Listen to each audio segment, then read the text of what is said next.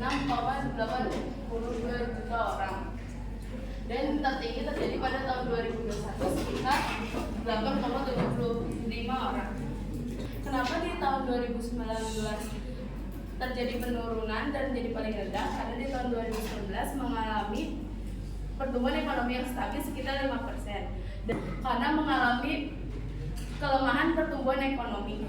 Pada tahun 2019 terjadi penurunan angka pengangguran dikarenakan terjadinya atau meningkatnya angka partisipasi angkatan kerja. Tahun 2021 terjadi peningkatan sebesar 1,5 juta orang. Daya belinya jadi menurun. Jadi kayak sektor manufaktur, pariwisata, UMKM itu terkena dampak besar dari banyaknya pertumbuhan ekonomi yang stabil hari ini. Kita tahu pada 2019 Stop.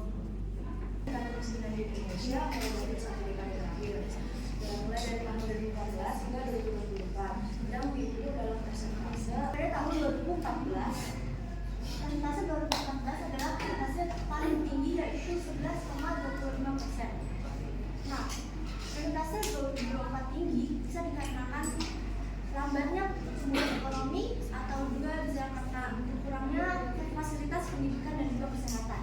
Ini penurunan persentase kemiskinan di Indonesia ini turun secara konsisten dari 2014 hingga 2019 yang mencapai angka 9,41%. Setelah peningkatan pada tahun 2020, tingkat kemiskinan kembali menurun pada tahun-tahun berikutnya. Seperti pada tahun 2024, tingkat kemiskinan dapat mencapai angka 9,3%. Menunjukkan komitmen pemerintah dan juga masyarakat. Adanya tantangan tersendiri. Yang pertama ada lesunya pertumbuhan ekonomi. Lesunya pertumbuhan ekonomi terjadi karena tidak adanya investasi kepada negara. Ada Batam jumlah kasus korupsi pada tahun 2023 per sektor, di mana keseluruhannya ada 790 kasus dan 1.695 sangka. Nah, dari diagram Batam ini kita dapat melihat bahwa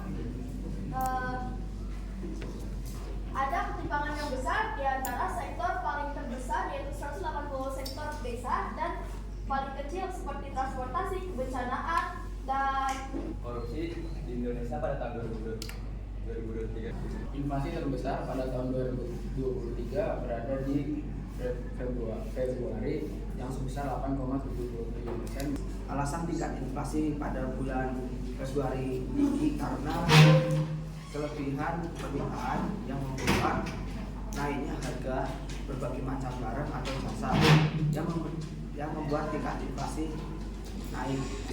Jenis penyebab ini disebabkan karena permintaan konsumen melebihi penawaran yang tersedia sehingga menjadi inflasi.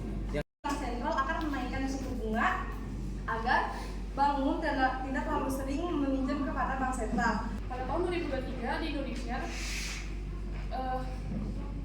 masyarakat mengalami kelaparan dan kekurangan gizi hingga mencapai 8,53%. Salah satu penyebab terjadi krisis pangan karena kurangnya tenaga generasi muda di bidang pertanian.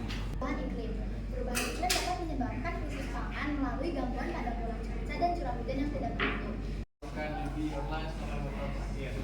Yang paling tertinggi yaitu 2023 168 juta. Turun 2024 118 juta. Ini terdapat faktor kenaikan mulai dari tahun 2020 hingga tahun 2023. Ini disebabkan karena waktu di zaman Covid, akses digital mulai bermunculan. Ini disebabkan karena semakin naiknya tahun semakin berkembang juga akses digital.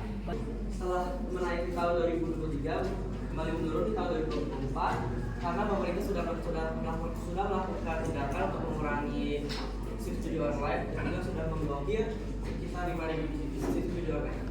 Jadi kesimpulannya mungkin upaya pemerintah dalam saat ini sudah mulai terlihat jelas ya, sudah mulai berdampak bagi kita semua. Harus mungkin perlu ditingkatkan lagi agar masyarakat juga dapat membantu pemerintah menyelesaikan masalah ini secara menyeluruh. Data yang sudah kami ambil yaitu luas panen padi di Indonesia pada tahun 2024. Di sini kami mendapatkan data dari Badan Pusat Statistik Indonesia dengan kami menampilkan dalam bentuk diagram Batam. Di Sini dapat dilihat dari bulan Januari hingga bulan Desember terdapat ketidakstabilan lahan panen padi di Indonesia. Nah, puncak meningkatnya lahan panen padi itu paling tinggi terjadi di bulan April. Pada lahan panen, luas lahan panen yang sangat meningkat drastis itu adalah dari Maret ke April yang meningkat sebanyak 0,60 juta hektar. Peningkatan luas panen padi terjadi paling banyak di bulan Maret dan April sebanyak 0,6 juta hektar. Luas lahan panen padi paling tinggi terjadi dari bulan Mei hingga Juni sebesar 0,54 juta hektar. Lalu untuk penurunan paling rendah terjadi dari Juni hingga Juli sebesar 0,02 juta hektar. Jumlah paling banyak itu ada di bulan April 1,71 juta hektar dan yang paling tertinggi di bulan Januari sekitar 0,29 juta hektar. Salah satu penyebab terjadinya krisis pangan di Indonesia yaitu menurunnya lahan panen. Menurunnya lahan panen itu disebabkan oleh beberapa faktor yang saling berkaitan juga. Ini kami jadi tahu bahwa di pertengahan tahun sempat terdapat peningkatan lahan panen, lalu mulai menurun di bulan Mei.